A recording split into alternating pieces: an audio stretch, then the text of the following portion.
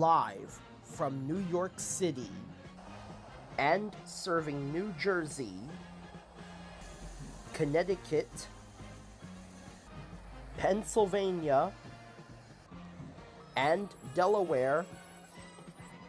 This is News Bulletin 28 for Tuesday, June 9th, 2026. Inside that watch party at Bryant Park, things were crowded, but mostly calm. Outside, though, the viewing area, it was a different story. The rowdy fans went wild in the street. Derek's Romney Smith is there. And Romney, it's really troubling to see this video on a night that so many people were celebrating the way that they were expected to. Right, so it's understandable, Michael, to be disappointed that the Knicks lost, but where it gets a little confusing is to see people purposely causing destruction and getting into fights and antagonizing police. In fact, when I was going through some of that video this morning, we couldn't even show some of it because of the extreme language and the vulgarities we heard. And outside of the park, we'd all know that things got really rowdy.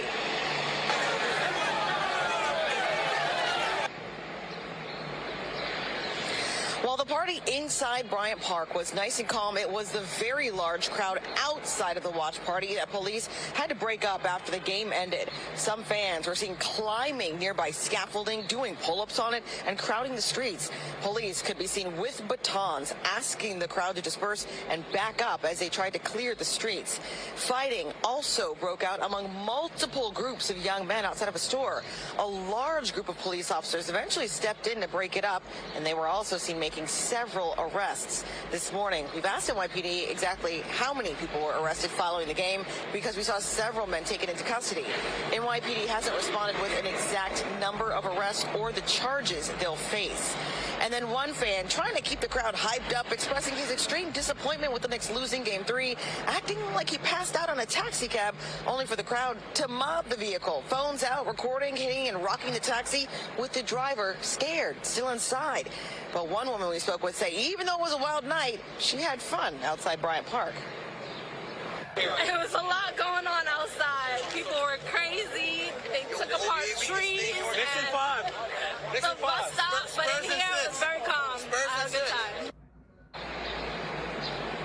Now, of course, eventually the crowds did disperse and everything was under control. We're going to check back in with NYPD to see exactly how many people were arrested. But one thing we can guarantee, wherever the watch party is tomorrow night, you can expect a large police presence because they do not want a repeat of what happened outside Bryant Park again.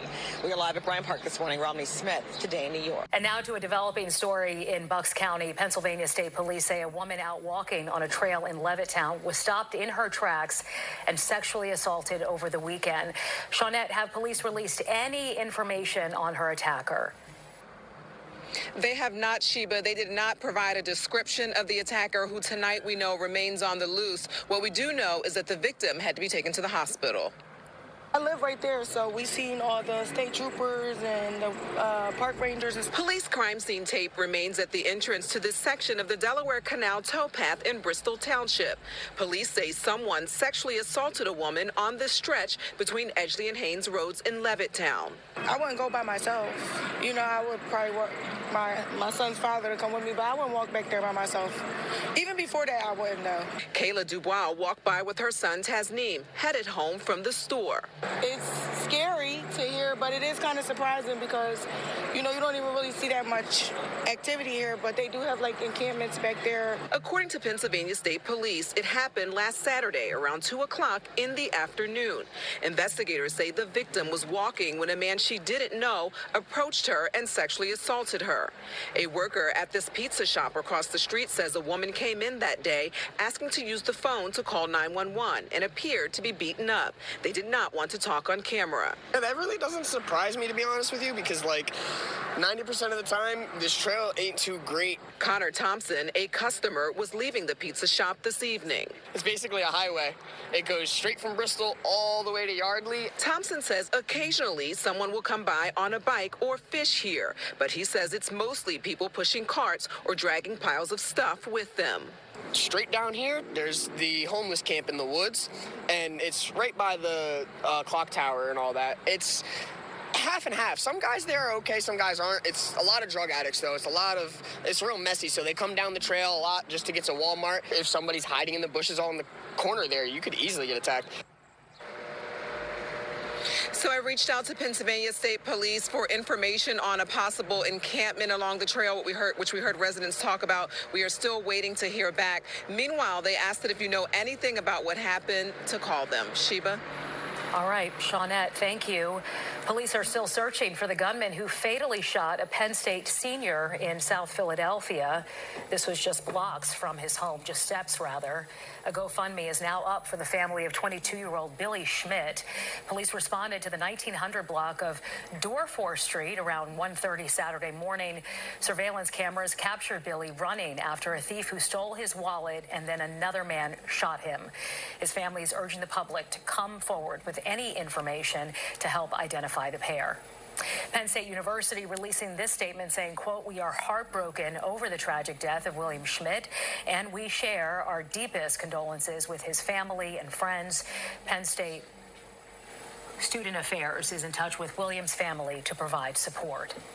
Authorities say they've recovered the body of a man who went missing in the Delaware River last week. He's identified as 31-year-old Carlos Gil Reyes.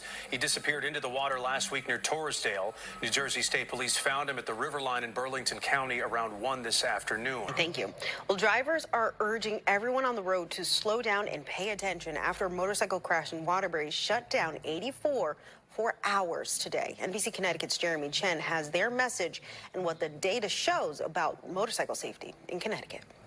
As police race down I-84, traffic is snarled in Waterbury after a motorcycle crash. State police say there were serious injuries involved. The crash brought traffic to a standstill for hours and had some drivers talking about safety on Connecticut's highways. I'm looking in my rearview mirror and I can see them coming up behind me. I can say, oh, Lord. Minnie Ings says motorcycles can sometimes catch drivers like her off guard on the highway. I'm driving and concentrating on where I'm going, and something this loud come by me so fast, you know, it's hesitating, it's aggravated. DOT says Connecticut averages around 50 motorcycle deaths every single year, which makes up about 19% of all traffic deaths.